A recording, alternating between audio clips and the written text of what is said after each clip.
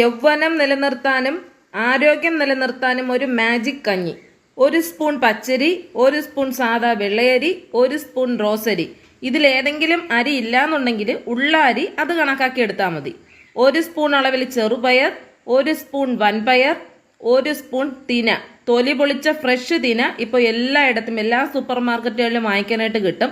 10-40 രൂപ കൊടുത്ത് വാങ്ങി വെച്ച് കഴിഞ്ഞാൽ ദോശയും അപ്പവും ഒക്കെ ഉണ്ടാക്കുമ്പോൾ അതിൽ ഓരോ സ്പൂൺ വീതം ഇട്ട് കഴിഞ്ഞാൽ ഗുണങ്ങളേറെയാണ്. 1/2 സ്പൂൺ തുവരപ്പരിപ്പ്, 1/2 സ്പൂൺ കടലപ്പരിപ്പ്, 4 സ്പൂൺ അളവിൽ നുറുക്ക് ഗോതമ്പ്. നുറുക്ക് ഗോതമ്പ് ഇല്ലാന്നുണ്ടെങ്കിൽ സാദാ ഗോതമ്പ് മിക്സിയിലിട്ട് ഒന്ന് കറക്കിയെടുത്ത് ഈ ഒരളവിൽ ചേർത്ത് കൊടുത്താൽ മതിയാവും. 1/2 സ്പൂൺ റാഗി. ഞാൻ തലേ ദിവസമേ കുതിർത്തിയതാണ് കേട്ടോ. അപ്പം അതിൽ നിന്ന് 1/2 സ്പൂൺ ചേർത്ത് കൊടുക്കാം. 1/2 സ്പൂൺ ഉലുവ. ഉലുവയ്ക്ക് ഗുണങ്ങൾ ഒരുപാടുണ്ട്. നമ്മുടെ ശരീരത്തിലെ പല അസുഖങ്ങളും മാറ്റുന്നതിന് ഉലുവ ഉപയോഗിച്ച് വരുന്നുണ്ട്. അപ്പോൾ 1 സ്പൂൺ കടല, കറുത്ത